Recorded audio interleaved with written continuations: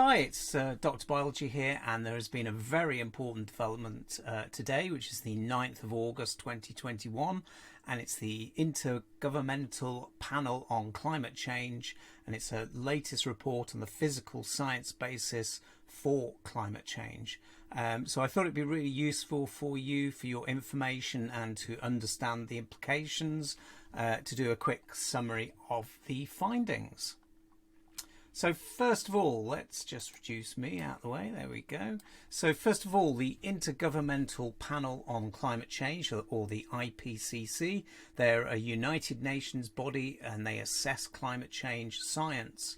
The reports provide the basis for global climate action, so through international cooperation between governments of the world, and they determine suggested actions to reduce our impact on climate. As you can see, this particular report had 234 authors from 66 countries working on this particular report.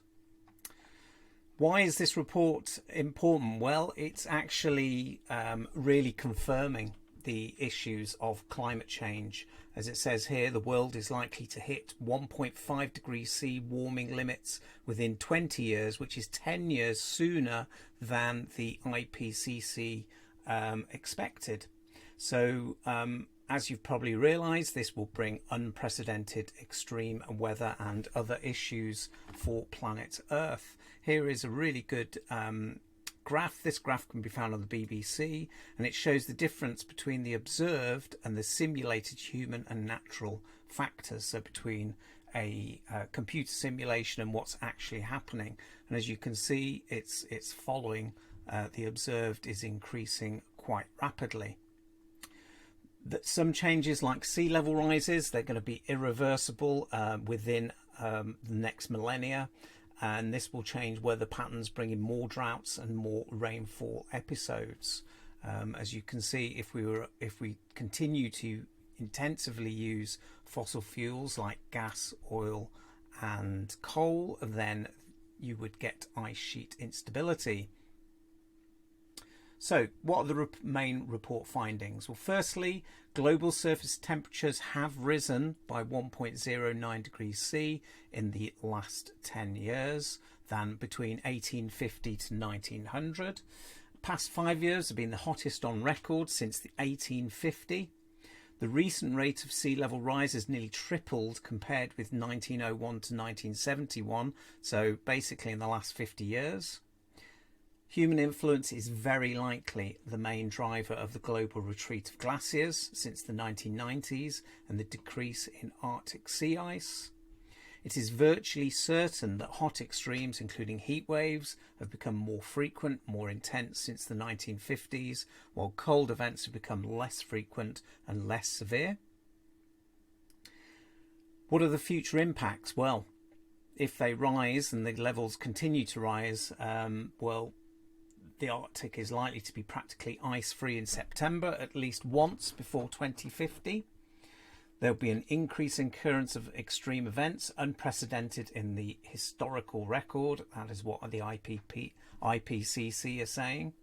Extreme sea level events that occurred once a century in the recent past are projected to occur at least annually at more than half of tidal gauge locations by 2100, which is a concern because most human populations live by the coastline. There'll be a likely increase in fire weather as well in many regions due to drought.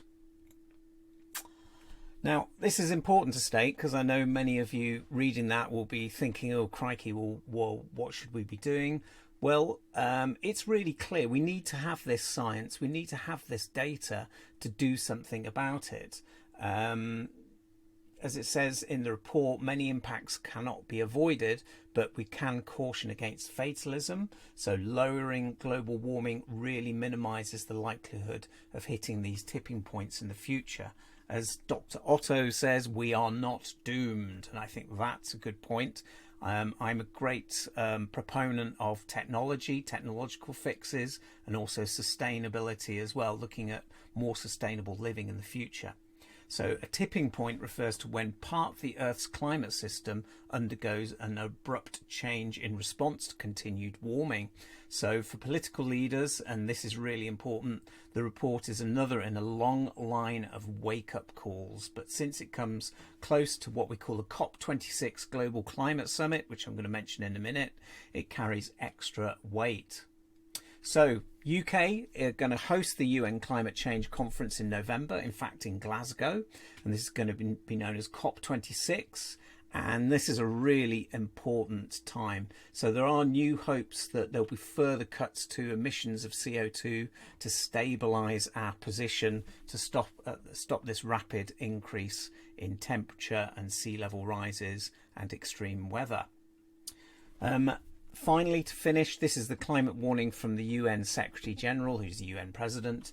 So he did say, Antonio Guterres says, today's report is a code red for humanity. The alarm bells are ringing. The report must be the death knell for fossil fuels. Okay, guys, so I thought that would be useful for you to see and to understand why this scientific report is so important about the future of biology, the future of biological organisms on this planet, including obviously humans.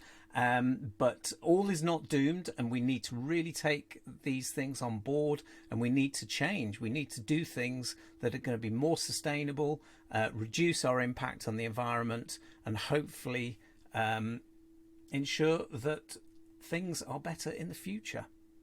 Okay, see you soon. Bye.